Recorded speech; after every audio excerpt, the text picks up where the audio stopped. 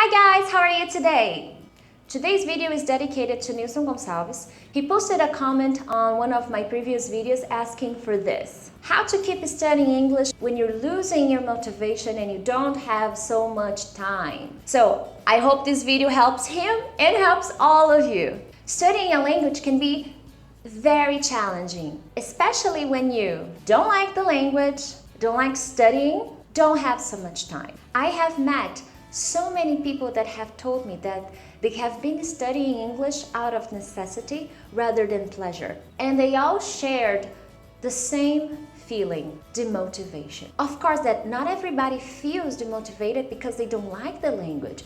There are many other reasons to why people start feeling down. Not making progress, feeling stuck, not having time, having different priorities. Today, I would like to give you a few tips on how to get that mojo back, how to get that motivation back, because it is possible. First of all, at some point you will feel this way. We all face this problem, and it's not about the language. We face this problem in life. And when you start studying a language, there's no turning back. It's only about moving forward. What I'm trying to say is, if you stop, and it may happen, you may need to stop studying, you will forget a lot of things. It doesn't matter what your level is, you will forget a lot of things. And if you are a beginner or a basic student, you will forget even more stuff. That's why I always tell people that studying a language is about moving forward, either you like it or not, because if you stop,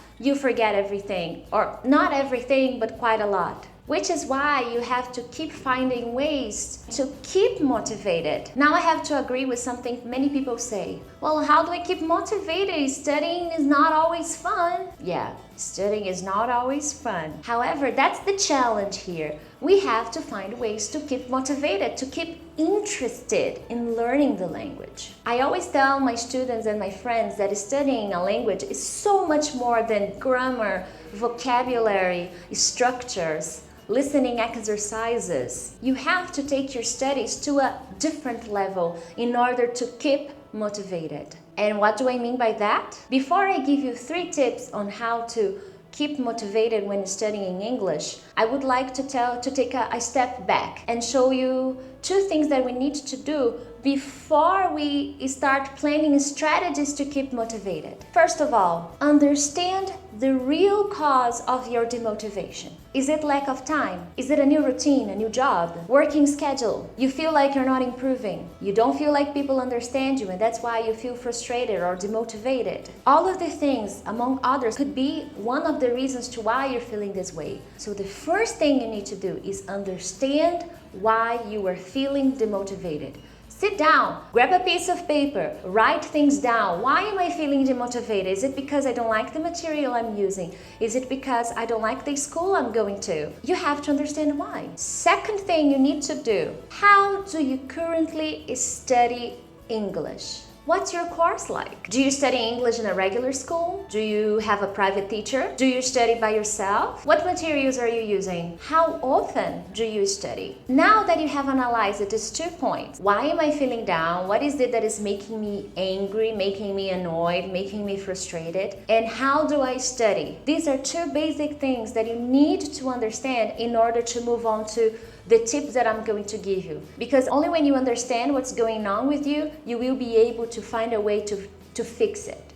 So now I can give you my 3 tips to get that motivation back. Firstly, change your materials. Yep, change everything you were using. You use a book, change to a different book. You don't use books, maybe you should consider using a book. You listen to a lot of music, maybe you should try something new. You watch a lot of series and you don't feel like you're improving. How about watching different kinds of programs? So you have to change completely the way you approach the language. And when I say that, I mean every material you use has to be changed. And I include schools and teachers. You're not feeling like you're having the improvement you want, it's time for a change. Sometimes you don't have to change the teacher, but maybe sit down with your teacher and say, look, I need to change, so let's do something different. And he will be able to help you. If you don't have a teacher helping you out, so then you have to sit down and analyze what kind of websites you were visiting, what video YouTube channels you were watching to, because then it's time to change. You are not feeling like you're making improvements, so you need to use different sources. I'm not saying they are bad sources, it's just that now it's time for change. You can eventually go back to these channels and watch the videos you used to, but now at this point it's interesting to try new sources. The second tip, engage in different discussions and subjects. Some people, they are so focused on learning English for work that they become obsessed with it. Don't let your job be the main reason why you study English. I know and I understand that learning English for work is very important and you need to keep it up. However, if you're feeling down, it's time to take a break and maybe engage in different discussions, maybe for a few weeks, so you can have a break. Because if you're just studying on a non-stop basis for work, a specific test. I just remembered the Rihanna song, like work.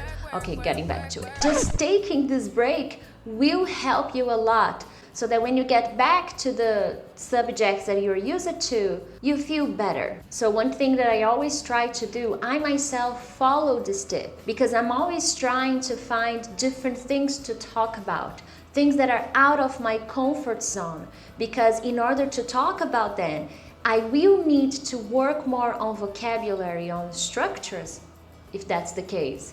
So that's why I'm always challenging myself to talk about things that I'm not comfortable with.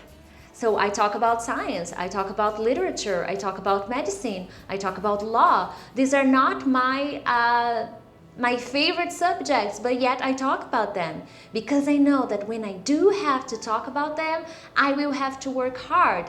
And for me, having to learn something is a challenge, and it keeps me motivated, because I know I will learn something new and I'll be able to use it. And I feel proud when I am able to express myself, when I am engaging in a completely unusual or different subject. Third tip, and maybe it's the most abstract tip I can give you. English can be fun, and languages are supposed to be fun, because if you take it too seriously, you will get bored.